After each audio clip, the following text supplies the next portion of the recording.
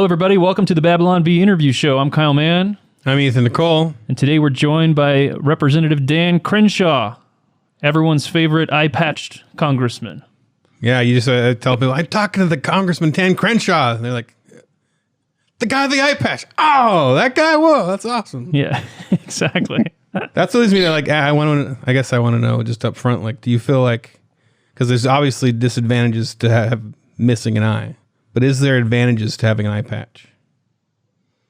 Yeah, there is. I mean, so the Eyepatch is, first of all, thanks for being on. Huge fan of Babylon Bee. You guys have. Thanks for coming on. We're like, what? He's going to talk to us? It's making sense. Over the years, too. We thought we were getting trolled or something.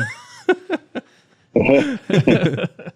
Oh, no. Oh, you got a fan base. So, I mean, because underneath the Eyepatch, I wear all sorts of different glass eyes. Really? Now, and yeah. I mean, like right now, I've got I think it's the Seal Trident. Oh, man. Is in there. Wow. So, but the reason I don't walk around that way is because, and especially when I first started running for Congress, and basically, it's the difference between my private life and my public life. It's like my informal wear versus my formal wear. It's kind of the best way to describe the aesthetics and reasoning behind the Eyepatch.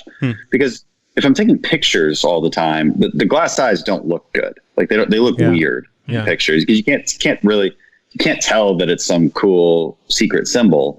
It looks off. There's all sorts of reasons, and people are distracted by it too, especially if they've just met you. They're like, what's up with that? The Eyepatch tells the story immediately because it's a very professional looking Eyepatch. So people know, like, okay, this isn't some temporary thing. Like, we obviously know the story right away. And that's important when you're in public and as a public figure, it just generally speaking, it also just looks better for video and camera. So that's the reasoning why. It tells a story kind of more like says like mystery. And then people are like, oh, mystery. And then it's a persona. Then you have that. But it tells it, but what I mean is, when I tell the story, it's like they know I don't have an eye. Oh yeah. When I wear, it's when like I wear a the weird glass contact eyes, lens or something. Right, I get that question all the time. Like you have a lazy eye or contact? something. Yeah. You get all sorts of weird questions, and like I just would prefer to avoid those. All sorts of weirdos. Do you out have there. an Eyepatch guy? Is there like an Eyepatch store or boutique that you go to? There's a guy. There's a guy. He's great. There's really only one. I mean, it's very hard to find quality eye patches. I would say it's impossible except for this one guy. It's like most eye patches are I guess ambidextrous. Is that the right word to say it? That means you're both left and right-handed, but they both go on your left and your right eye. But if an eye patch can go on your left and right eye, that tells you it's not a good eye patch. This one only works on my right eye. It cannot fit on the left eye. So it's much more comfortable as a result. Fits a lot better. He makes ones that are sticky.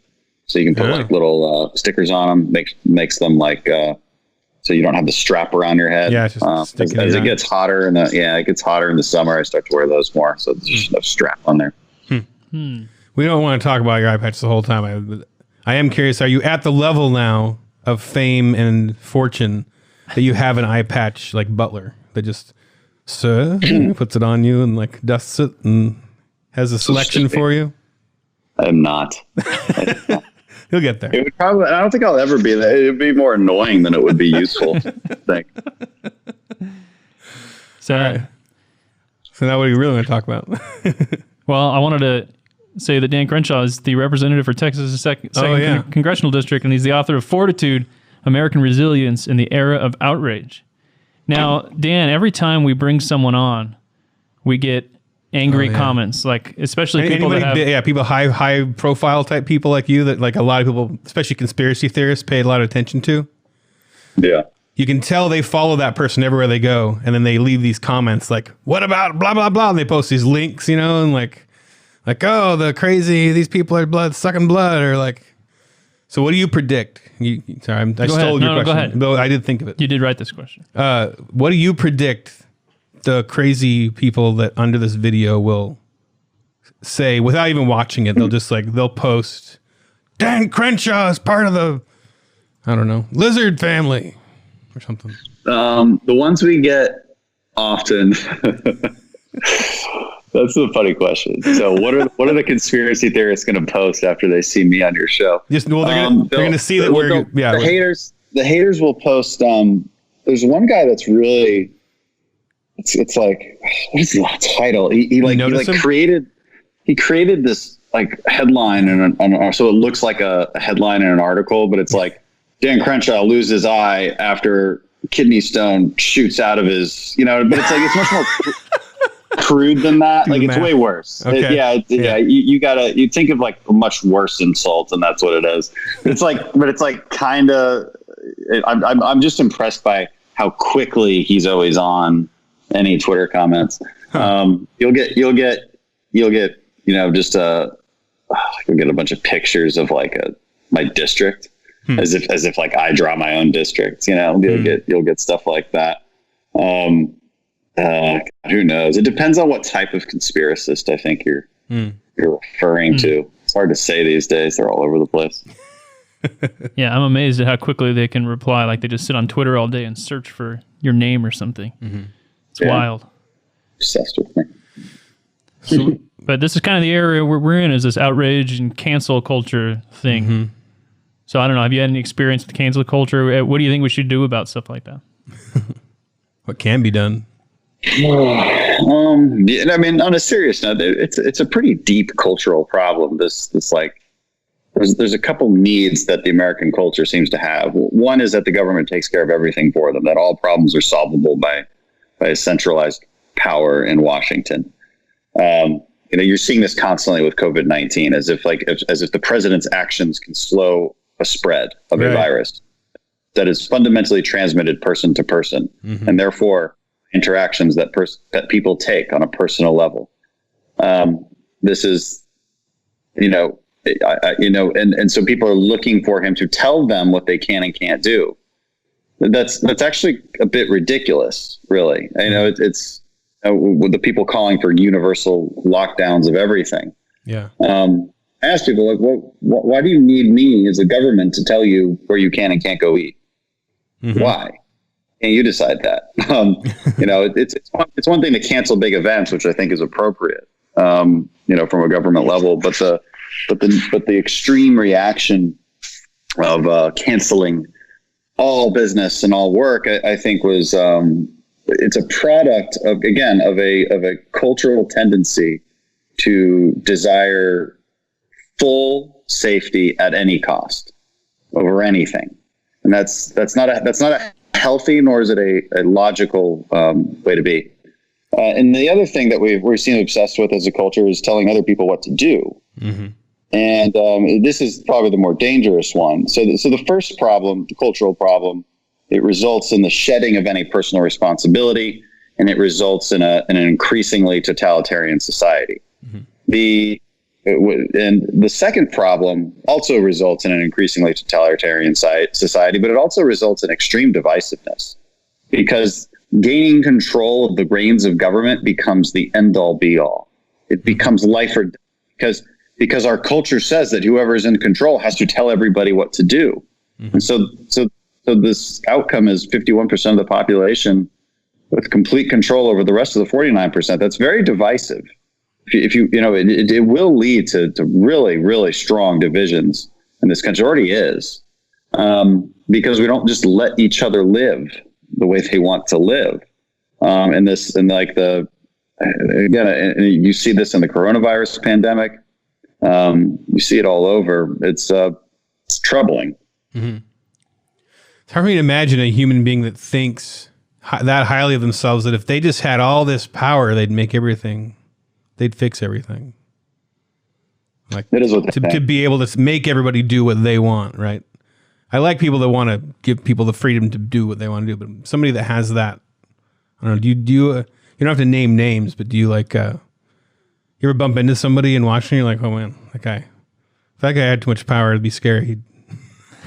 Yeah. Yeah, I do. I mean, it's every single Democrat.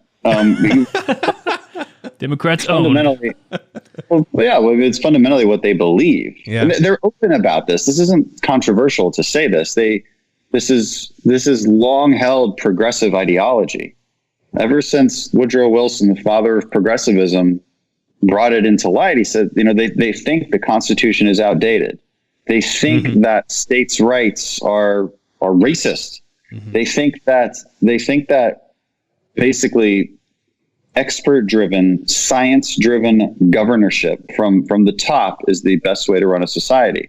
And they don't like all the checks and balances that get in the way of that. This is why when they, you look at their agenda, if they won everything in 2020, what would they do? They would get rid of the Electoral College. They're already pushing for states to give their electoral votes to whoever wins the popular vote. They want to add senators via Washington, D.C. to the Senate to get more blue senators there. They want to pack the Supreme Court. What are they doing? What's really behind all this? Fundamentally, it's a push towards mob rule. 51% of the population telling the other 49% what to do. Mm-hmm. Democrats believe in pure democracy. Republicans believe in a republic. Mm-hmm. And that's a huge difference. A republic allows people to live together peacefully. It allows different preferences and different policies to take part across a vast country. It's a healthy way to live. Mob democracy is not a healthy way to live. It's, again, we already went over this. It's extremely divisive and it's highly unstable. Mm-hmm. But they don't care. So I'll say it's the calling of the votes. We got a lot of time. Okay. Don't worry. But I'm going to pause while it stopped. Making noises. So what are you voting on? This is just more amendments for the NDAA. So some small things. What was the original question? I don't know. I distracted you by asking you about the vote. I'm sorry. Oh, my bad. It's okay. I was curious. Yeah, I was talking about. You're talking about Democrats and how terrible. Oh yeah, terrible they all want to take over the world and be totalitarians.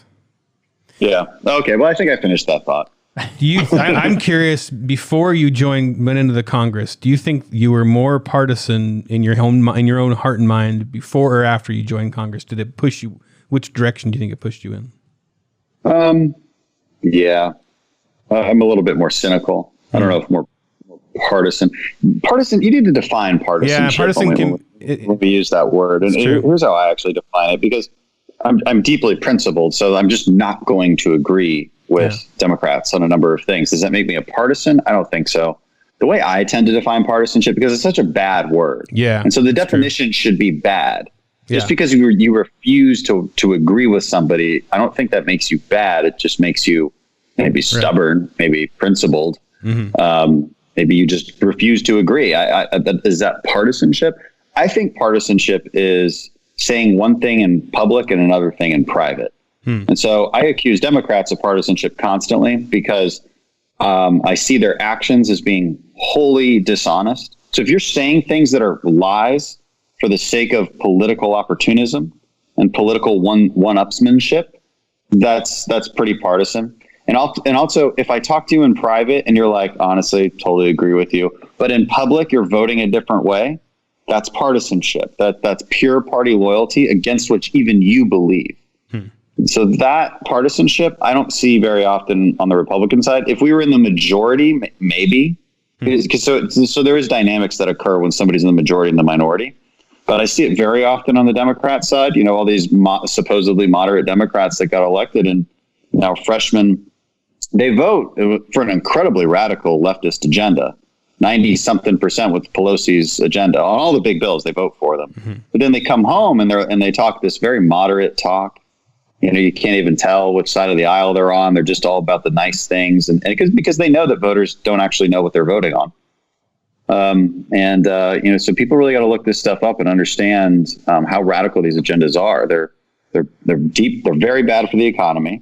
They're mostly pro illegal immigration and in every shape, way, and form. Mm-hmm.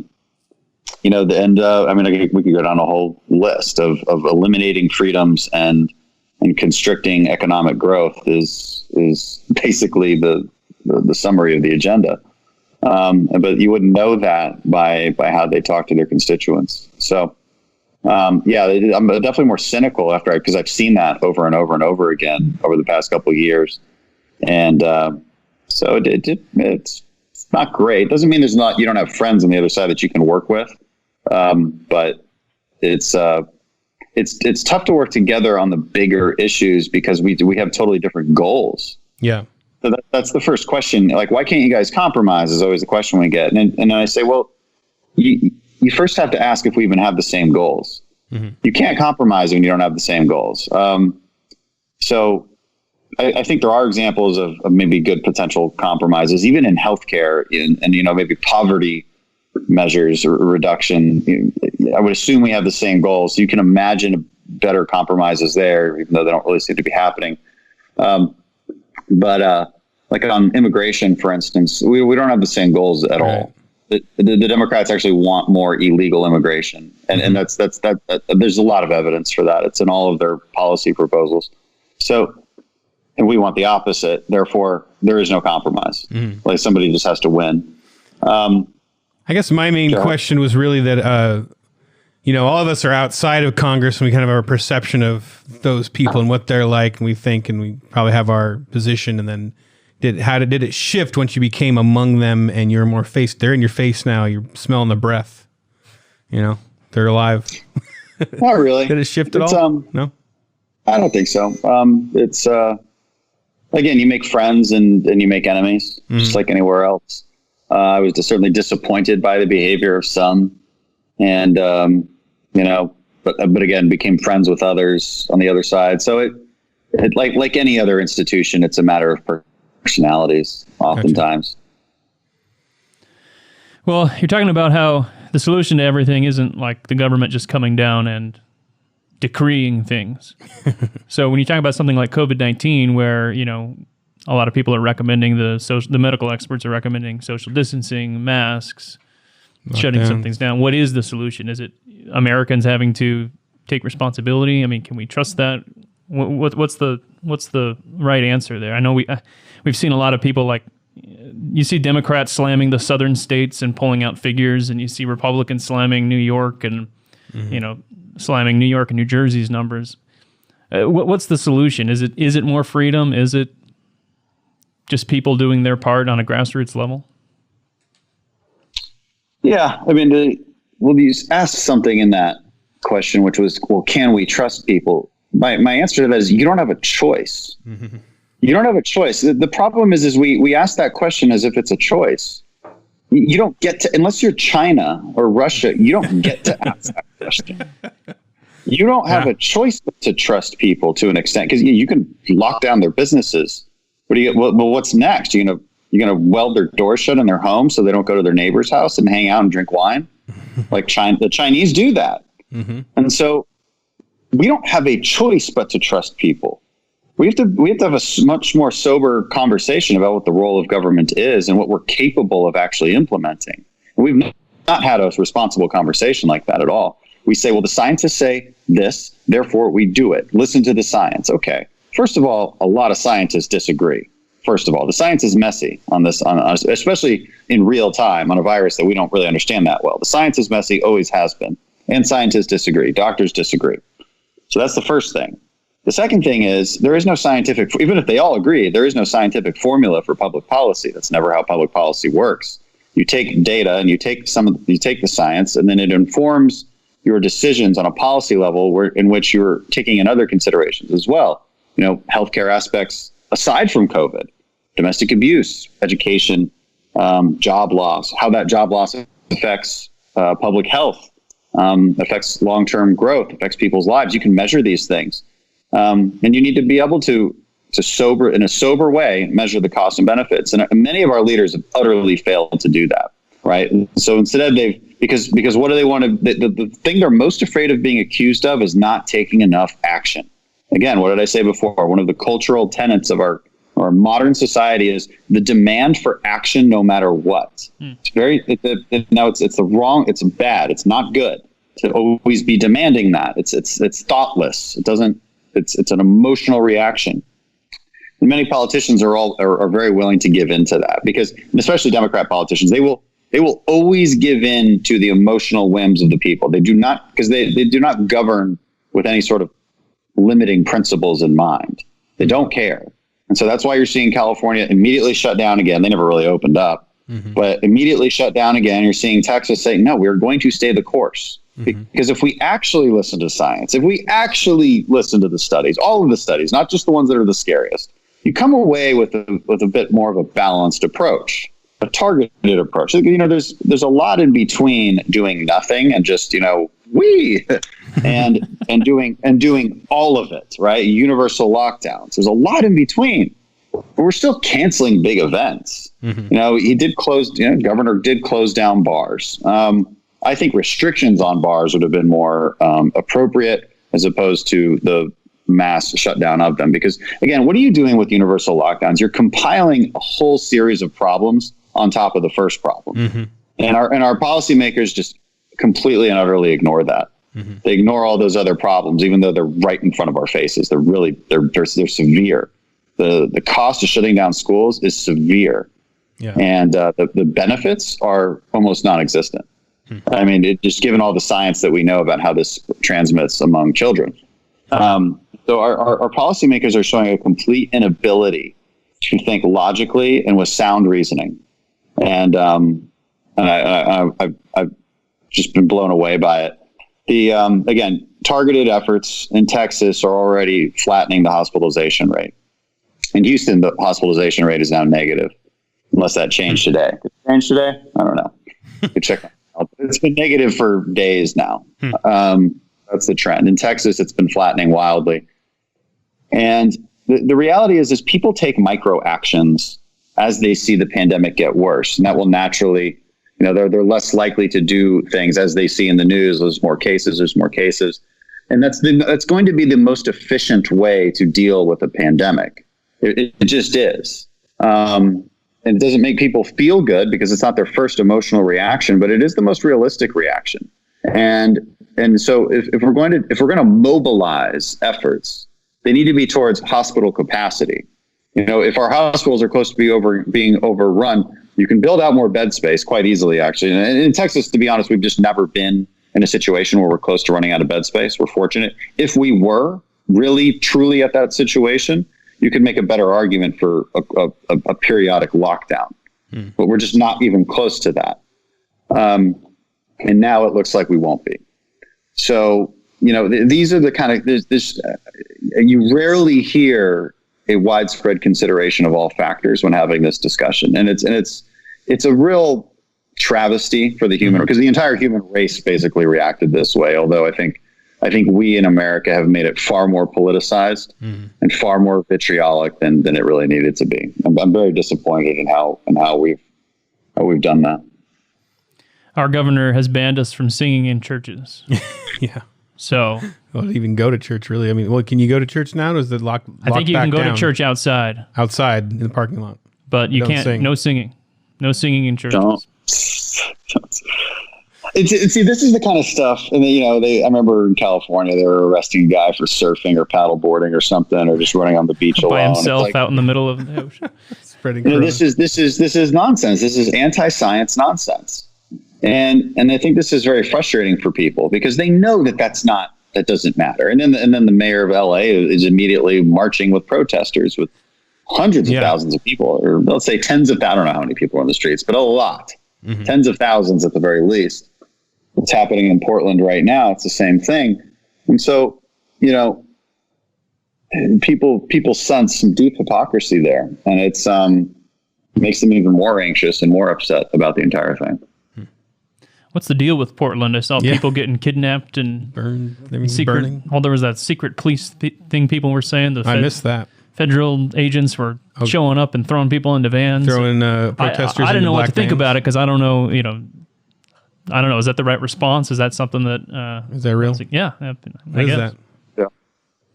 Yeah, it's real. They're not secret. I mean, they clearly have markings, police. They have badges on their, you know, they're in camouflage. I didn't click on it. I just saw it right before this podcast. You know, so the question is like, at what point after 6 weeks of rioting and tearing down and burning buildings do we actually do something about it? I mean, that's the question. And the way they went about it was actually rather effective, which is why the left got so mad about it.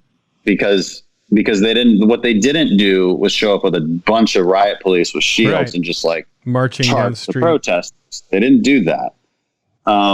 They went selectively after people creating the most problems. And that's probably a more effective way to do it. Didn't make a show of it. Yeah, they didn't. But it also gave the left this ability to create this false narrative about secret police and unmarked, Yeah. And it's like they're obvious. You look at them, you're like, this is obvious. Not very good at being secret. They're not hiding the ball. It's not like people in plain clothes. I mean, they're in full on tactical uniforms. So it's a bit ridiculous. And, America just has to have this conversation of, do we value law and order? Or do we value safety in our communities or not? And if, and on the other hand, it's like, listen, if liberals truly want to live in these kind of cities, and this is what they want, just, CHAZ in Seattle and 6 weeks of straight like mob violence in Portland, then I suppose they voted for that. I don't see them speaking out, and so that's the other side of the argument. But you cannot make the argument that these are peaceful protesters just trying to do the right thing. That argument has no basis whatsoever. Yeah, that's the weirdest thing, just watching that on TV and going, why is nobody is doing anything? Where are the grown-ups? Yes. What is the motivation? I just don't understand how and do they think this appeal, like not doing any appeals to a large enough portion of the country that it looks better to not doing anything? Where I'm from, it makes no sense. It's like living in a bizarre dream. It's hard to mind read. So these are all very progressive Democrat mayors that are in charge of the responses here, and very progressive Democrat governors, with the exception of Georgia, right? And that Republican governor said, no, we're not going to let this happen. We'll put the National Guard in there and quell this. And I do believe there's a silent majority of the citizens of Atlanta that are applauding that effort. People naturally, the natural state of people is to desire a safe community, and letting Antifa run around is the opposite of that. Portland's an interesting question because Portland's been dealing with this forever. And, I don't know what maybe the citizens like it. I honestly don't know. Yeah. I have no idea. They keep voting in the same people. So, I have no idea what they're thinking or what their reasoning could possibly be. It's utterly bewildering. Yeah. I lived there, and every day I was like amazed it was still standing. With the people I knew were running everything, I was like, wow, it's a city. It's still a city today. It's not going to be long though, because it takes a long time to completely destroy a society. Yeah. Now they've been working at it for quite a while, but then they've unfortunately they're succeeding better than they might have thought. But a lot of these far left progressives, they govern over a society that was created by conservative ideals and principles. Mm-hmm. And it takes some time to destroy those things, but they've been working on it for a while. So we shouldn't be surprised if they start to make a lot more progress. Which was more chaotic, Afghanistan or CHAZ, do you think? Yeah, probably CHAZ.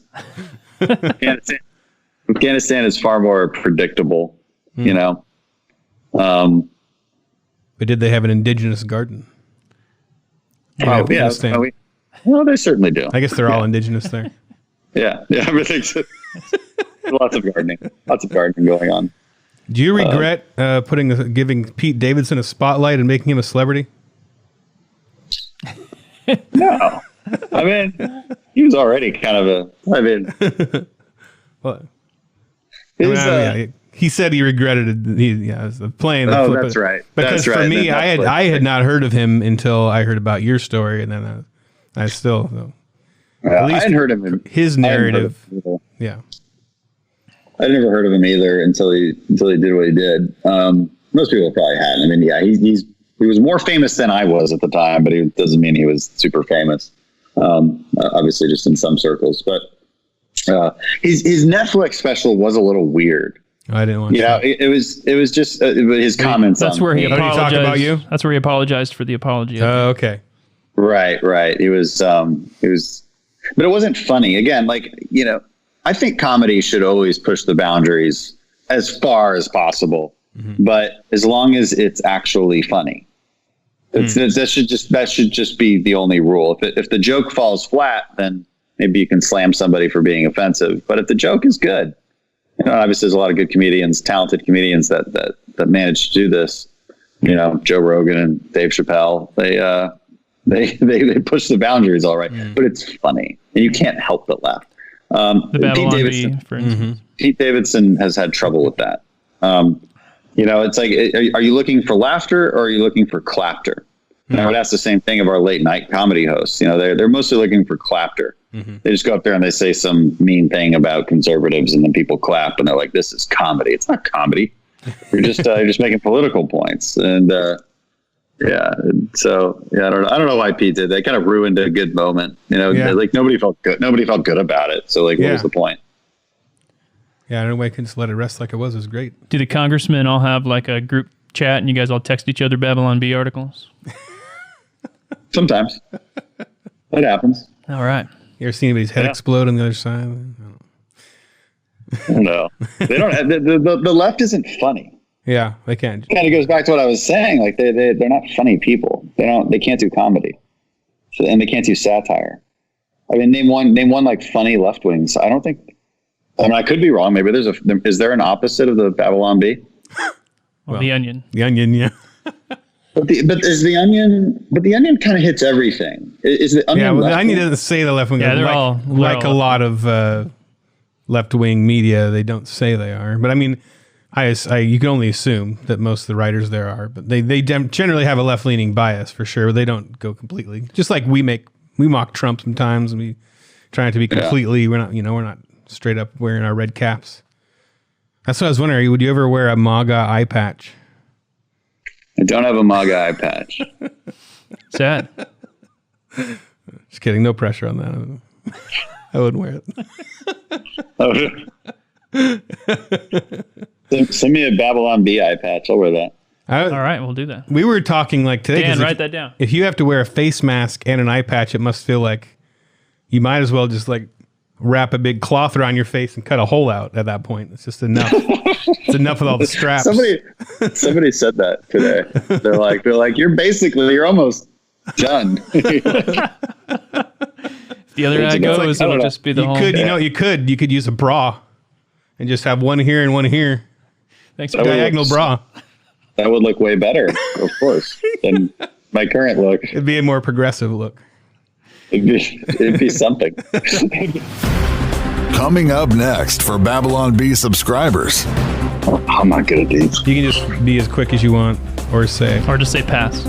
Pass. But then you will be judged for that. Elon Musk. I want to hang out with that guy. Oh yeah, that would be what he thought that. I bet he'd make you a sweet cybernetic eye, glows red like Terminator. Here on the Babylon Bee podcast right now, with every head bowed, do you accept the Lord Jesus Christ into your heart? And you become president. What's the first thing you do? Launch Pete Davidson into space. I don't hate him. The first.